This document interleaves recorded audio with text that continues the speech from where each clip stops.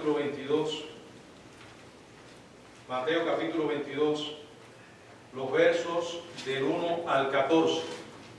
Mateo capítulo 22, del 1 al 14. Dice la Biblia: respondiendo Jesús les volvió a hablar en parábolas diciendo: el reino de los cielos es semejante a un rey que hizo fiesta de bodas a sus hijos, a su hijo, y envió a sus siervos a llamar a los convidados a las bodas, mas estos no quisieron venir. Volvió a enviar a otros siervos diciendo: decid a los convidados: he aquí he preparado mi comida, mis toros y animales engordados han sido muertos, y todo está dispuesto, venid a las bodas. Mas ellos, sin hacer caso, se fueron, uno a su labranza y otro a sus negocios. Y otros, tomando a los siervos, los afrentaron y los mataron. Al oírlo el rey se enojó, y enviando sus ejércitos destruyó a aquellos homicidas y quemó su ciudad. Entonces dijo a sus siervos: las bodas a la verdad están preparadas, mas los que fueron convidados no eran dignos. Id pues a la salida de los caminos y llamad a las bodas a cuanto halléis. Y saliendo los siervos por los caminos, juntaron a todos los que hallaron, juntamente los malos y los buenos, y las bodas fueron llenas de convidados. Y entró el rey para ver a los convidados, y vio allí un hombre que no estaba vestido de boda, y le dijo: amigo, ¿cómo entraste aquí sin estar vestido de boda? Mas él enmudeció. Entonces el rey dijo a los que servían: atadle de pies y manos y echadle en las tinieblas de afuera. Allí será el lloro y el crujir de dientes, porque muchos son llamados y pocos escogidos. Padre, gracias por tu palabra, gracias porque en ella tú hablas a nuestras vidas, revelando tu voluntad, Señor. En esta hora estamos aquí un grupo de tus hijos para estudiar este pasaje de Mateo. Ilumínanos, Señor, en las verdades que contiene la Biblia. En tus manos ponemos este estudio, Señor, en el nombre de Jesucristo. Amén. Pueden sentarse, hermanos. El estudio de esta noche lo hemos titulado Invitación rechazada. Invitación rechazada. Bueno, sin duda el pueblo apreciaba el hecho de que Jesús era alguien que se interesaba en los necesitados de una manera genuina. En los evangelios vemos a Jesús haciendo uno tras otro milagros, llenando necesidades, y no sacaba provecho económico, ¿verdad?, de esto, ni cobraba por ninguna buena obra sobrenatural que hacía. Y la gente percibía la honestidad de este hombre singular. Él siempre estaba donde había una necesidad, dispuesto a darles a las personas generosamente. Bueno, ustedes recuerdan, en los evangelios dice que varias veces alimentó milagrosamente a miles. Ellos admiraban profundamente a Jesús, lo admiraban por su humildad, su amor sacrificial, por su compasión auténtica, y debieron haberse regocijado cuando reprendía y avergonzaba a aquellos santurrones hipócritas, líderes religiosos que estaban sobre el pueblo, poniendo sobre ellos cargas que esos mismos líderes no estaban dispuestos ni siquiera a mover con un solo dedo, llenos de arrogancia, superioridad. Ellos debieron haber pensado: qué maravilloso este hombre, este Mesías, que no solo sea tan poderoso, sino también tan compasivo. Pero cuando el pueblo comenzó a percatarse de que el Mesías que Jesús era, no era el tipo que ellos estaban esperando, en el sentido de convertirse en el hombre que los iba a liberar de la opresión romana, la aclamación que habían tenido para con él comenzó a convertirse en rechazo. Hoy vamos a ver un pasaje que habla de las consecuencias de rechazar la invitación, las consecuencias de rechazar a Jesucristo. Y lo vamos a ver a través de varias ideas que encontramos en este pasaje. En primer lugar, la invitación rechazada. Si alguno de ustedes puede leer los versos del 1 al 6 del capítulo 22, por favor. Respondiendo Jesús, les volvió a hablar en parábolas diciendo: el reino de los cielos es semejante a un rey que hizo fiesta de bodas a su hijo y envió a sus siervos a llamar a los convidados a las bodas. Mas estos no quisieron venir. Volvió a enviar a otros siervos diciendo: decid a los convidados, he aquí he preparado mi comida, mis toros y animales engordados han sido muertos, y todo está dispuesto, venid a las bodas. Mas ellos, sin hacer caso, se fueron, uno a su labranza y otro a sus negocios. Y otros, tomando los siervos, lo afrentaron y los mataron. Bueno, aquí lo primero que encontramos es una parábola que contiene 4 escenas. La primera, como leyó el hermano, registra la invitación. Esta parte comienza con estas palabras: respondiendo Jesús, ¿a quiénes? Bueno, ubicándonos en el contexto, a los principales sacerdotes y a los ancianos.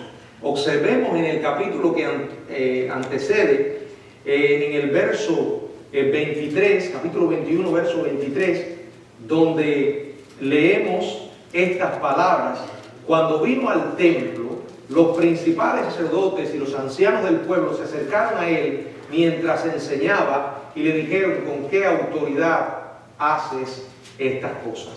Aparte de la historia que Jesús contó, la parábola de los labradores malvados, esta también es una respuesta a esa pregunta.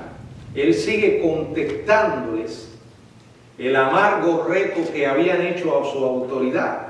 Por eso dice: respondiendo Jesús, dice la palabra, le volvió a hablar en parábolas.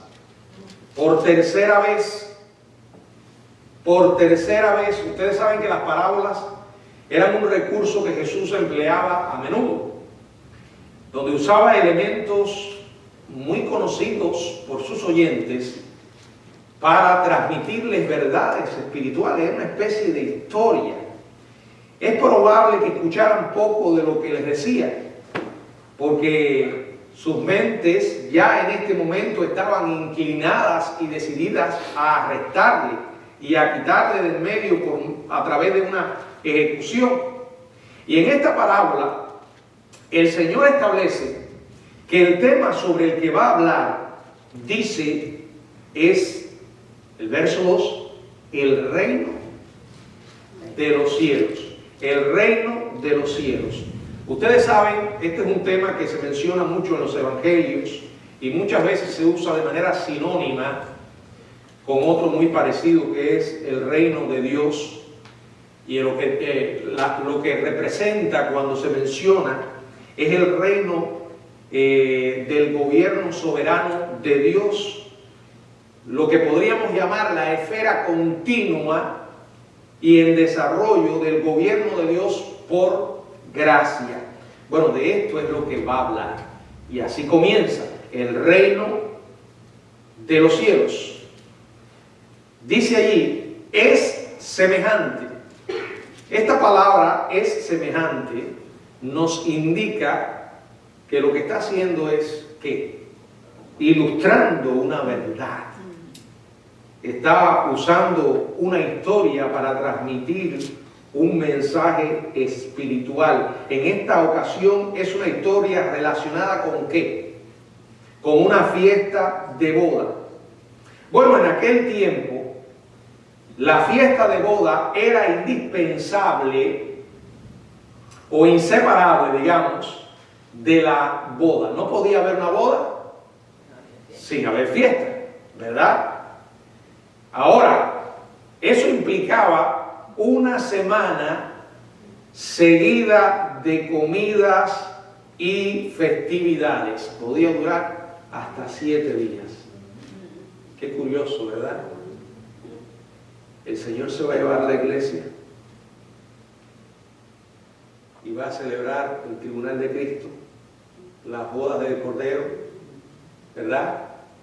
Un periodo de 7 años, mientras en la tierra se va a estar desarrollando la tribulación. Esto es un elemento más que podemos emplear a favor del arrebatamiento pretribulacional. El Señor viene a buscar la novia. Un novio no va a dejar que la novia pase por el periodo de ira. Ese es un argumento más a favor del pretribulacionismo, o sea, el rapto antes de la gran tribulación. Bueno, estas bodas duraban un periodo, las fiestas, de hasta una semana. En una boda real como la que Jesús menciona aquí, a veces abarcaba un poco más. Una fiesta de boda, dice aquí, una fiesta de boda que hizo ¿quién? Un rey para su hijo. O sea, esto incluía una fiesta, una celebración única, ¿no? Ahora, la única mención que se hace al novio es identificarlo como el hijo del rey. Dice, un rey que hizo fiesta de bodas a su hijo. O sea, el hijo del rey. Aquí no se menciona en este caso a la novia, aquí no se menciona otro aspecto de la boda. Cuando los preparativos estuvieron completos, entonces el rey, ¿qué hace? Manda a llamar a los convidados a las bodas. Ahora, el hecho de que la Biblia nos hable de convidados indica que habían realizado invitaciones con antelación. O sea, ya las personas sabían de la boda, habían sido invitadas y se esperaba que asistieran. Por eso era algo inconcebible que cuando los llamara para que vinieran, estos no quisieran venir. Los monarcas no se caracterizaban precisamente por la paciencia y la humildad. Estos hombres tenían el poder para dar la vida y quitarla, perdonar o ejecutar. Y si hacían una fiesta, todo el mundo debía asistir. Los invitados no podían hacerle ese desaire. Pero, o sea, era una ofensa pública. Pero este rey tenía una característica diferente. Miren lo que hace en el verso 4. Volvió a enviar a otro siervo diciendo, decid a los convidados, he aquí he preparado mi comida, mis toros, mis animales engordados han sido muertos y todo está dispuesto, venid a las bodas. O sea, aquí encontramos a un rey paciente. Vuelve otra vez a insistir. En realidad lo que les estaba diciendo a los convidados, recuerden, ya los preparativos están hechos, ya mis toros y mis animales están engordados, que estaban engordados ya están sacrificados y están ahí esperando para ser asados y disfrutemos de ello. Todo está dispuesto. Suplíquenle que vengan de inmediato a las bodas. Pero, ¿qué ocurrió? Como antes, los convidados hicieron caso omiso a la invitación del rey, excepto que en este caso la negativa fue aún más cruel. Ellos respondieron dedicándose a sus asuntos de modo habitual. La Biblia dice claramente que no, os dice sin hacer caso, sin hacer caso. ¿Caso de qué? De la invitación. Ellos procedieron a hacer lo que estaban acostumbrados a hacer. Fueron a resolver sus propios asuntos, se enfrascaron en sus propios intereses. Dice la Biblia que fueron uno a su labranza y otro a sus negocios. O sea, para ellos era más importante sus asuntos que los asuntos del rey. Pero otro grupo de invitados fue peor que indiferente. En un acto de arrogancia brutal, ¿qué hicieron? Verso 6. Y otros, tomando a los siervos, los afrentaron y los mataron. Vamos a ir ubicándonos en los personajes de esta historia. Primero, ¿quién era el rey?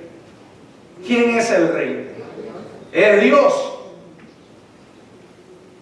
El rey representa al Padre, a Dios. ¿Quiénes eran los convidados?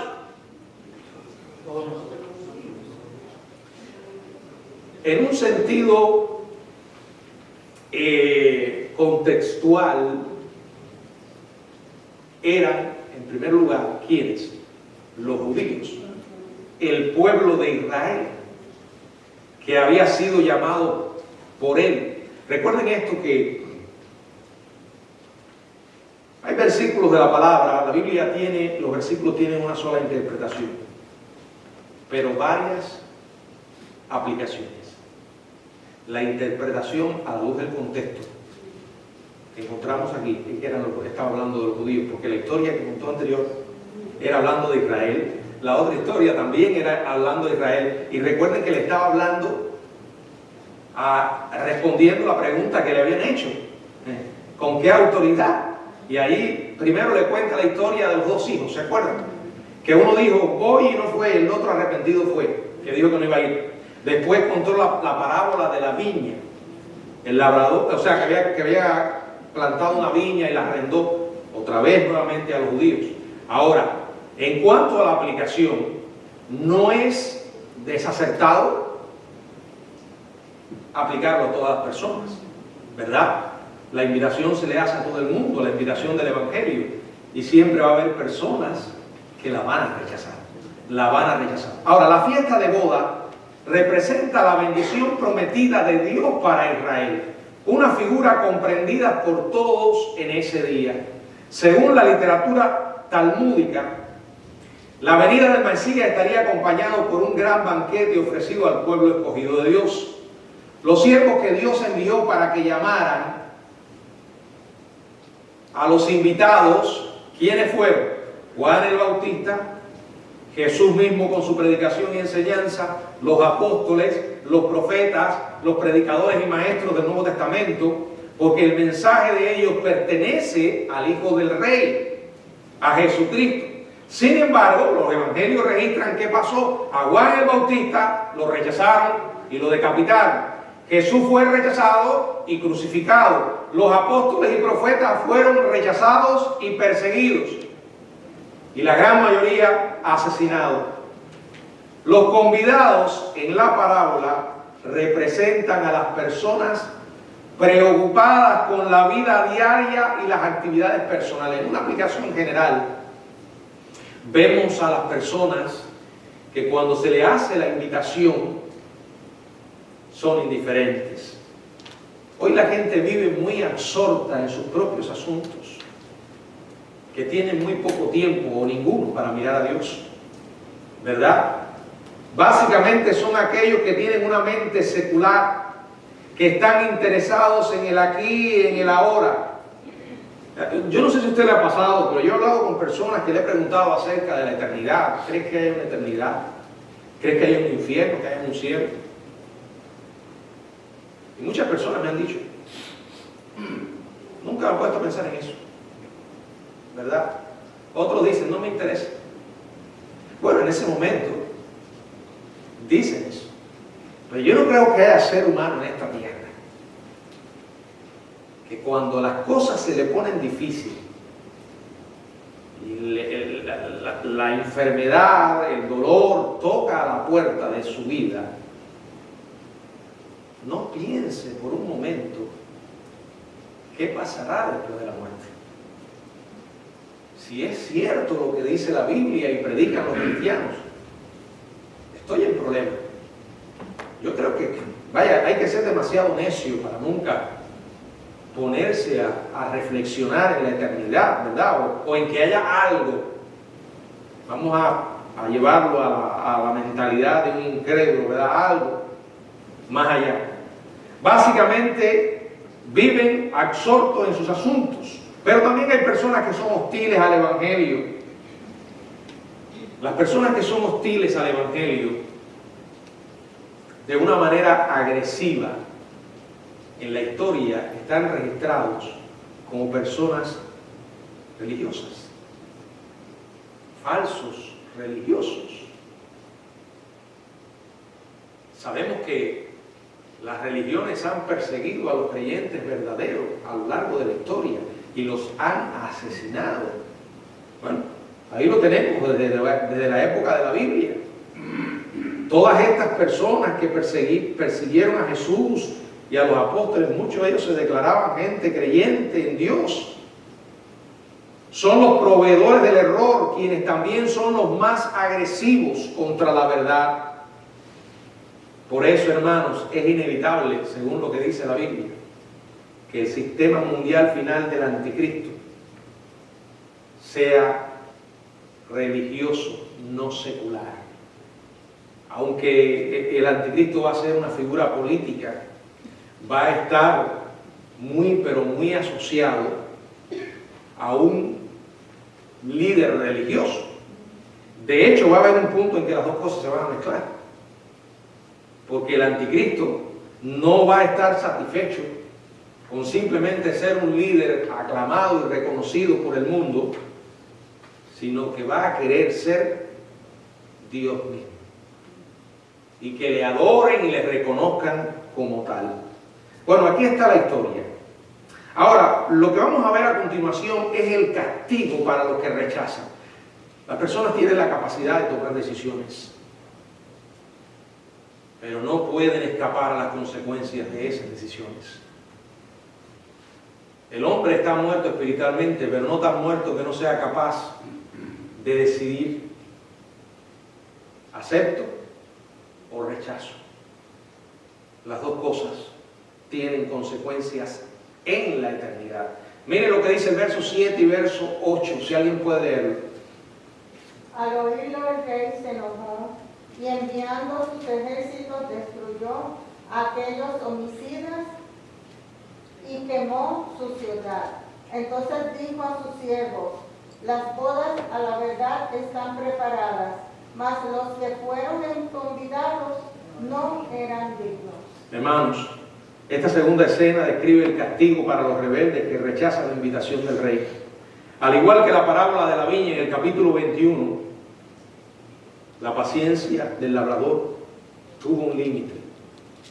La paciencia del rey tiene un límite. La paciencia de Dios tiene un límite. ¿En qué sentido? En que hay un punto, sabemos que Dios es eterno y todos sus atributos son eternos, pero hay un punto en que Dios dice: hasta aquí. ¿Verdad? Dice la Biblia que el rey se enojó. El rey se enoja.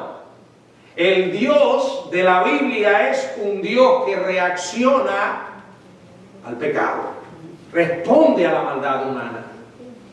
No es indiferente. La Biblia habla de la ira de Dios. Dios se enoja. Claro, lo que sucede es que cuando nosotros oímos la palabra ira y escuchamos la palabra enojo, con nuestra mentalidad y desde nuestra perspectiva, siempre lo asociamos con algo pecaminoso. Pero Dios es santo, la ira de Dios no es como la nuestra. El enojo de Dios no es como el nuestro. Muchas veces nos llenamos de ira cuando las emociones afloran y nos dominan, pero Dios no. La respuesta de Dios es justa, controlada, pero firme. Dice que el rey se enojó. ¿Tiene Dios todo el derecho a enojarse? Claro que sí. Si Él hizo todo por salvar a los pecadores, si Dios fue al extremo enviando a su Hijo, ¿cómo puede permanecer impasible e indiferente ante aquellos que desprecian de una manera deliberada al Hijo de Dios y a su sacrificio? El rey se enojó, Dios se enoja. Y miren lo que dice el verso 7, y enviando sus ejércitos. La palabra ejército, el término detrás de ejército, se refiere a cualquier grupo de fuerzas armadas, y quizás se traduce mejor tropas, ya que el rey difícilmente habría necesitado todo su poder militar para lograr su propósito. De acuerdo con las instrucciones del monarca, la tropa cumplió dos labores: destruyó a aquellos malvados. Bueno, aplicándolo al Padre, ¿quiénes son los ejércitos? Jehová de los ejércitos. ¿Verdad? ¿Quiénes son los ejércitos de Dios? Los ángeles, que en el juicio van a estar muy activos y en los tiempos del fin van a estar muy activos. Si usted ha leído el libro de Apocalipsis, usted puede darse cuenta el papel que desempeñan los ángeles. Son mensajeros de Dios, son ministros de Dios para nosotros, sus hijos, pero también son aquellos que ejecutan juicio. Y en el libro de Apocalipsis se describe esto. Dice que destruyó a aquellos homicidas responsables por asesinar a los emisarios y quemó la ciudad. Esto tuvo un cumplimiento inmediato en la historia de Israel.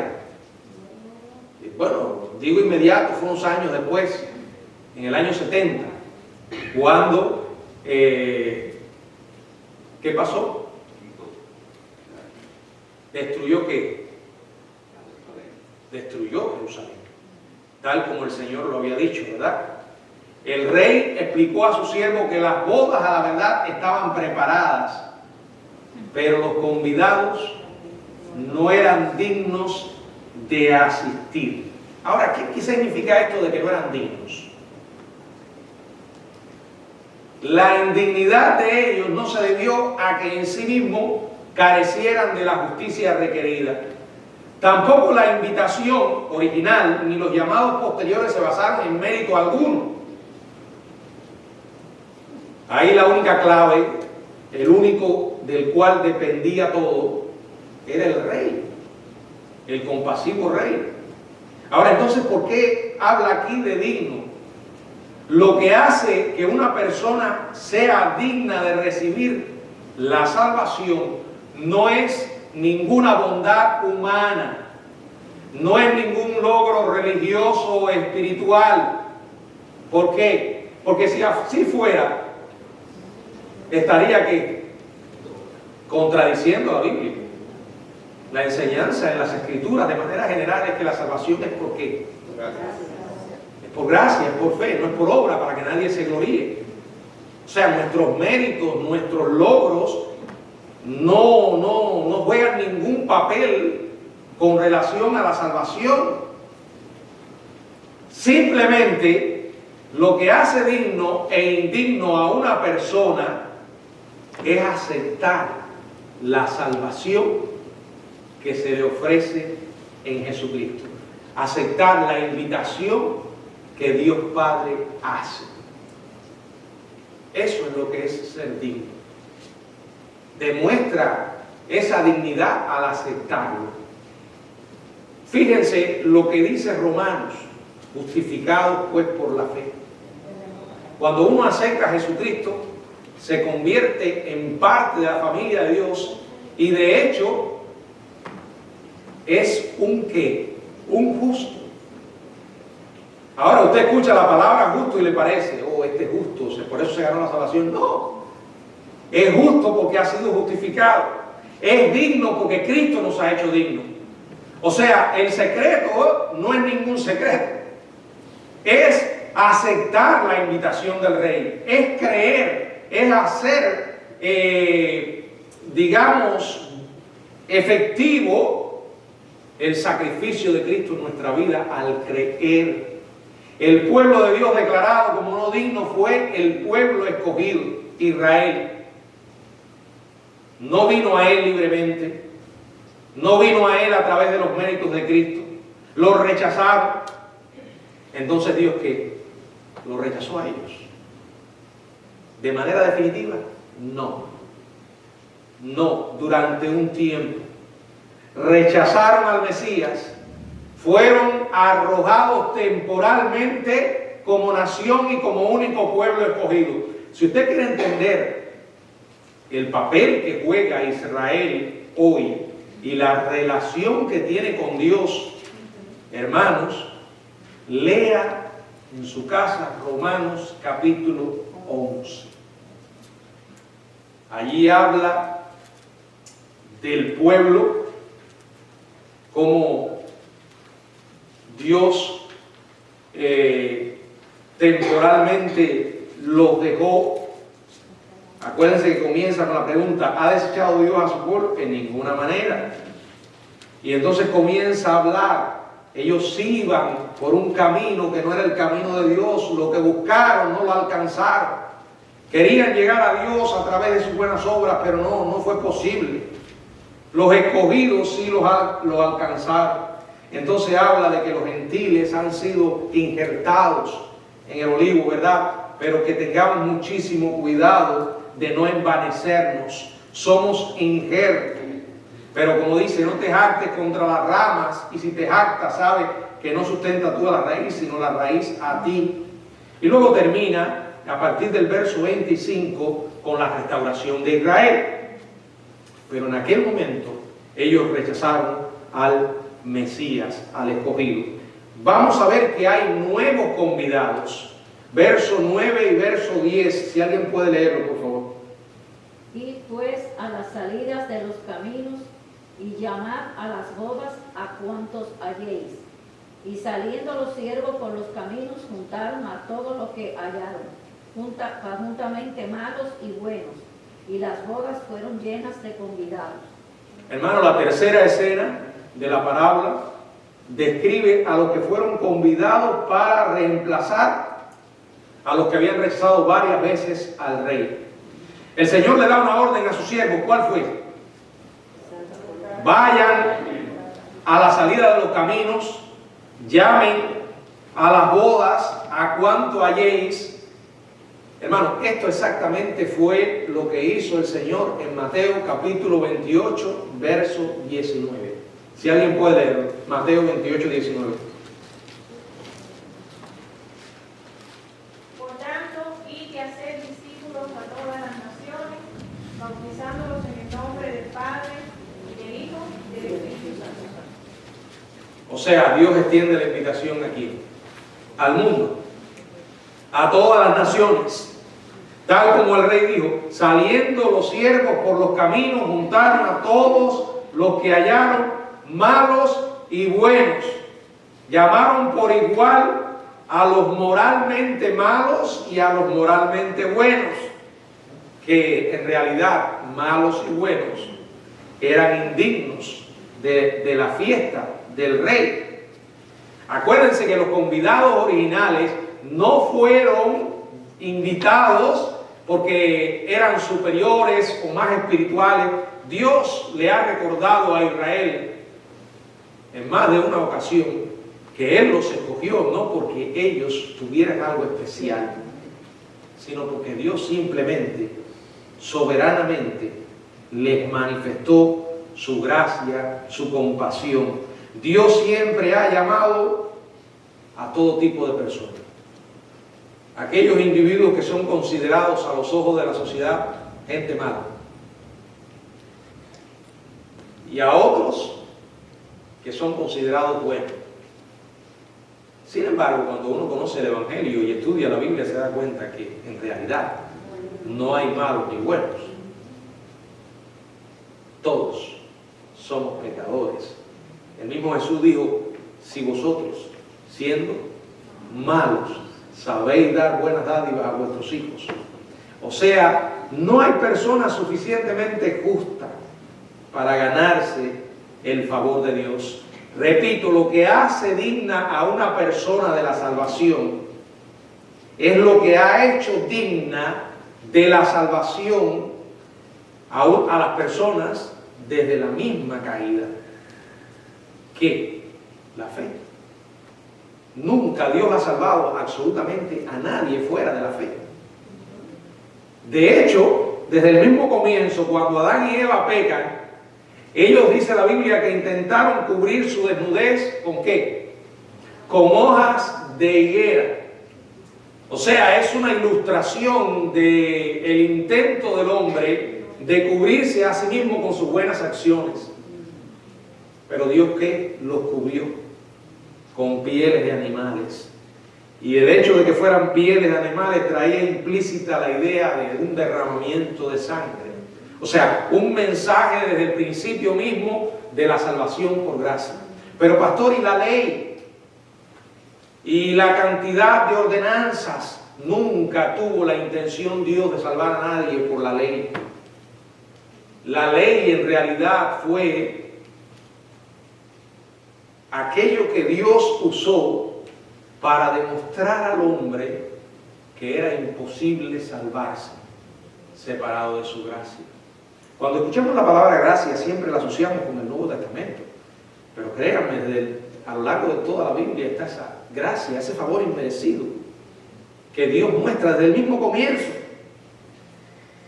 Dios podía haber terminado con Adán y Eva en el mismo momento que pecaron y haber dicho, voy a empezar otra vez, y le extendió su gracia, los dejó vivos, y una y otra vez vemos esa gracia en la misma palabra. Todos los que aceptan la invitación a la celebración del Hijo, todos los que creen en Jesucristo como Señor y Salvador, serán convidados al banquete divino y eternamente glorioso de las bodas. Pero la historia no ha terminado. Ahora nos cuenta de un intruso que se coló. Verso del 11 al 14. Si alguien puede leer. Y entró el rey para ver a los convidados y vio allí a un hombre que no estaba vestido de boda. Y le dijo, amigo, ¿cómo entraste de aquí sin estar vestido de boda? Mas él enmudeció. Entonces el rey dijo a los que le servían, atarle de pies y manos y echarle en las tinieblas de afuera, y allí será el lloro y el crujir de dientes. Bueno, allí el rey encontró, sí, porque muchos son llamados y pocos escogidos. Gracias, hermano. Bueno, aquí lo primero que encontramos es que el rey se percata de que había uno allí que no tenía vestido de boda. Bueno, en realidad no era alguien que llegó entrometido, sin invitación. Era alguien que el problema que tenía es que había llegado vestido de manera inapropiada y que obviamente se destacaba en el gran salón de bodas en marcado contraste con todos los que estaban allí convidados. Bueno, cuando uno lee esto simplemente, la primera lectura, es fácil preguntarse cómo podía esperarse que alguien que aceptara la invitación del rey asistiera adecuadamente vestido. Bueno, a estos asistentes los habían sacado de todas partes de la tierra y a muchos los habían sacado de las calles. Aunque hubieran tenido tiempo de vestirse de modo apropiado, no tenían ropa acorde con una ocasión tal como la boda del hijo del rey. Pero el hecho de que todos los convidados al banquete, menos este hombre, estuvieran vestidos de boda, indica que el rey era el que había proporcionado la ropa. O sea, ese hombre que estaba allí y que es confrontado por el rey, era responsable de estar vestido de forma apropiada. Pero el rey misericordioso, no obstante, le da una oportunidad y le pregunta, amigo, ¿cómo entraste aquí sin estar vestido de boda? Miren, acuérdense que las parábolas, aunque ilustran verdades espirituales, no podemos establecer doctrinas de cada historia y elemento que aparece en una parábola, porque no es la intención esa de la parábola. Pero haciendo una comparación de lo que aquí sucede con lo que es el Evangelio mismo, la Biblia dice que en el cielo vamos a vestir ¿qué? Vestiduras blancas. ¿Quién nos dará esas vestiduras blancas? Bueno, las vestiduras blancas representan la limpieza, la purificación, los resultados de la justificación misma. O sea, la ropa la da el rey. No es que uno encuentra la ropa para vestirse. Y este hombre, primero, digo que no se puede sentar de doctrina porque esto nos enseña que va a haber algún colado en el cielo. No va a haber colado en el cielo. De la misma manera que nadie va a poder salir del infierno. En realidad es un ejemplo de que cuando llegue el juicio y el Señor confronte a cada persona, no habrá excusa. No habrá algo que el hombre pueda decir que haga que Dios cambie de parecer.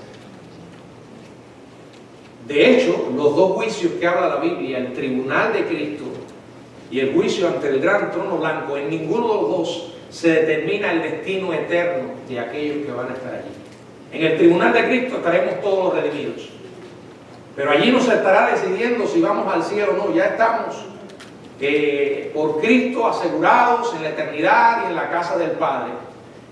Los que estén ante el trono blanco también ya estarán condenados. Pero aquí el Señor le hace esta pregunta: ¿cómo entraste aquí sin estar vestido de boda? O sea, le da la oportunidad de justificarse preguntando. Pero miren, si el hombre hubiera tenido una buena razón, no se hubiese quedado callado, la habría mencionado. Dice, mas él enmudeció. O sea, no hay excusa, no habrá excusa. Por eso cuando hoy la gente usa cualquier excusa, sea válida o no, desde nuestro punto de vista humano, delante de Dios nunca va a ser válida. Por eso cuando usted está evangelizando a alguien, no se distraiga, no se maree con lo que le están diciendo, no siga el rumbo de esa persona. Y como he mencionado otras veces, una de las cosas que suelen ocurrir es que la gente comienza a señalarte las cosas malas que hacen otros cristianos. No le dé la razón aunque sea cierto. Llévalo al punto. Un día vas a estar delante de Dios. Y esto que me estás diciendo a mí no va a ser una excusa. No, pero ellos hicieron, ya ellos le rendirán cuenta a Dios. Ellos no murieron por ti, ellos no pagaron por tus pecados, fue el Señor. Dice la palabra que el hombre enmudeció sin poder ofrecer ni siquiera la excusa más débil. Es obvio que pudo haber ido vestido de boda si hubiera estado dispuesto. El sujeto era orgulloso y soberbio, poco considerado con los demás, y lo peor de todo, estaba ofendiendo al rey, desafiando con arrogancia el protocolo real que el rey había establecido. Esa era la manera del rey, no es la manera de nosotros. Cuando el hombre no pudo excusarse, miren lo que dice el verso 13. Entonces el rey dijo a los que servían: atadle de pies y manos y echadle en las tinieblas de afuera. Allí habrá sentido gran remordimiento y pesar,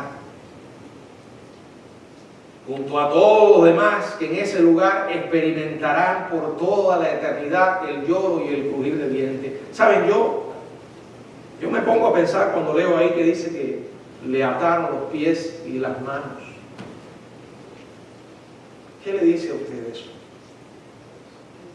Digo que lo ataron para el infierno. ¿Sí? El lloro y el crujir de dientes. Fue para el infierno, indudablemente, pero ¿qué le dice? ¿Qué le dice el hecho de que estuviera atado? Por su propia voluntad no quería ir a ese sentido. Sí. Pero a mí me pasa lo que dijo el hermano. Yo veo ahí que el hombre queda totalmente incapacitado. No puede luchar. No habrá nada que sea capaz de hacer que lo saque del mismo infierno y de la condenación. Vaya, si uno se pone a considerar lo que la Biblia nos revela del infierno mismo, ¿qué es el infierno? Es el momento y el lugar en que se acaban las oportunidades. Bueno, alguien podrá decir, bueno, cuando muere, sí, pero cuando una persona muere inmediatamente pasa la eternidad. Nosotros no tenemos la capacidad de saber lo que va a pasar. No lo hemos experimentado todavía, pero la Biblia lo dice. La Biblia dice, no es que tú vas a ir al cielo, no es que tú cuando te mueras vas a estar dormido hasta el día de la resurrección. Eso no se sustenta a través de las Escrituras. en el preciso momento en que se detenga tu corazón y seas declarado muerto, tu alma va directamente a la eternidad, con Dios o sin Él, en el cielo o en el infierno. Es verdad que no es el infierno final todavía, ¿no? Pero en definitiva eso no determina, porque la persona al final estará condenada, no hay escape. O sea, desde el momento en que la gente muere se acaba la oportunidad. Mientras el corazón está latiendo y la persona respira, hay oportunidad. Por eso usted insista, ore e insista. No sabemos cuándo alguien se puede morir. Y hermano, se puede morir cualquiera. Y no solo se puede morir. Hay personas que caen en lo que se llama una muerte, que es muerte, porque ya no hay oportunidad. La persona, aunque esté físicamente viva, es incapaz de tomar decisiones, es como si estuviera muerto. Se acaba la oportunidad. Piénselo. Es igual que la persona que de pronto se vuelve loco. ¿Qué va a pasar con aquel que perdió la mente totalmente y no es capaz de razonar nada? Bueno, es como si se hubiera muerto. ¿Qué va a pasar con su vida? Lo que ha sido capaz de hacer con el Evangelio antes de llegar a ese punto. Dice que lo ataron y lo lanzaron allí, a las tinieblas de afuera, donde será el lloro y el crujir de dientes. Pero a pesar de haber tenido una gran oportunidad, nunca había tenido, ni tampoco ahora tenía tristeza, arrepentimiento. La gente en el infierno no van a tener arrepentimiento. Estarán allí una y otra vez, como dice la palabra, llenos de odio, de rencor, de amargura y sin oportunidad. Y sin oportunidad. Sin duda le habría complacido al Señor que uno de los oyentes le hubiera interrumpido y para preguntarle: ¿cómo puedo estar vestido de ropa apropiada? ¿Qué puedo hacer para no ser lanzado a la oscuridad exterior como ese hombre? Bueno, yo estoy seguro que el Señor le habría respondido como tantas veces declaró. ¿Qué dice Juan 5:40? Juan 5:40, si alguien puede leerlo.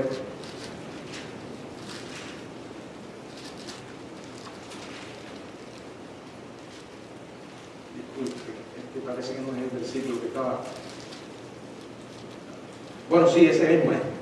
Y no queréis venir a mí para que tengáis vida. Esa es la clave. Ir a Él para tener vida. No hay otra manera. Segundo a los Corintios 5:21, si alguien puede leerlo, por favor.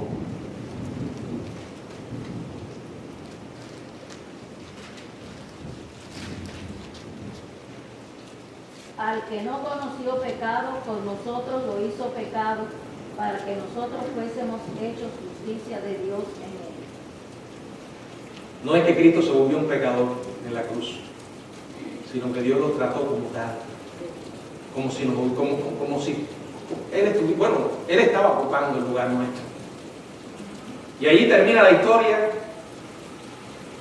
con esta declaración: muchos son llamados y pocos los escogidos. ¿Verdad, Edward? ¿Qué diría un calvinista? Esto refleja el equilibrio entre la soberanía de Dios y la voluntad del ser humano. Las invitaciones al banquete fueron para muchos. Y de hecho, todo ser humano tiene la oportunidad de venir cuando oye el mensaje. Representa aquí los muchos, todos aquellos que oyeron el Evangelio. Sin embargo, los pocos que oyeron el Evangelio estuvieron dispuestos a aceptarlo y por eso están entre los escogidos. Cuando dice y pocos los escogidos, ¿quiénes son los escogidos? Los que creyeron. Por eso son escogidos. No es que fueron escogidos y por eso creyeron. No. Ellos creyeron y resultaron estando entre los escogidos. ¿Quién es un escogido? No le tenga miedo a la palabra escogido. ¿Quién es un escogido? El que aceptar al Señor Jesucristo como Salvador. Todo el que cree. Ahora tú no puedes saber si tú no eres, si tú eres o no escogido si no crees. ¿Quién es escogido? Todo el que cree. ¿Para quién es el mensaje del Evangelio? Para todos. ¿Quiénes pueden responder al llamado del Evangelio? Todos. Pero no todos quieren. No todos quieren. Esa es la realidad de lo que enseña la palabra de nuestro Dios. La invitación se envía a todo el mundo. Por eso mandó ir y llevar el Evangelio a toda criatura. ¿Por qué? Porque en el corazón de Dios está el mundo. ¿Qué dice segunda de Pedro 3:9? Segunda de Pedro 3:9.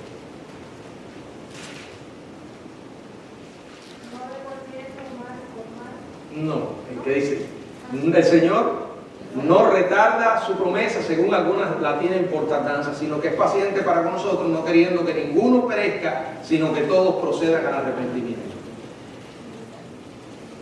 Los calvinistas le hacen una gimnasia a este versículo. Y una de las cosas que he leído sobre esto, yo dice, bueno, si Dios quiere, van a ser salvos. Sí, es verdad, este versículo dice lo que dice, es verdad. Dios quiere que todos sean salvos, dice de otra parte, y vengan al conocimiento de la verdad. Pero eso no excluye que el hombre es responsable de creer. Sí, Dios puede querer la salvación del mundo, pero el problema es que el mismo Dios soberano estableció que el hombre tiene que arrepentirse y creer.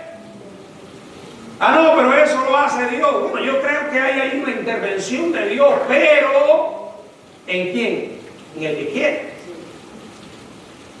En el que quiere. Si no hubiera esa respuesta, resulta sumamente chocante un Dios que haga responsable a un hombre que es incapaz de creer.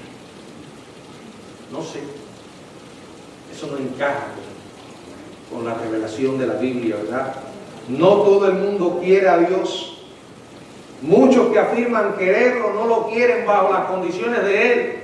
Los que son salvos entran al reino debido a aceptar voluntariamente el Evangelio y la misericordia del Señor. Los que se pierden son excluidos del reino debido a que rechazan voluntariamente la gracia de Dios. De eso se trata el Evangelio. Usted puede aceptarlo o puede rechazarlo. Tendrá que enfrentar las consecuencias. Habrá consecuencias. La Biblia es clara en que Dios va a ejecutar su juicio. Manifiesta su amor, revela ese amor en la invitación por gracia, pero si el hombre lo rechaza, habrá consecuencias. El Señor nos bendiga.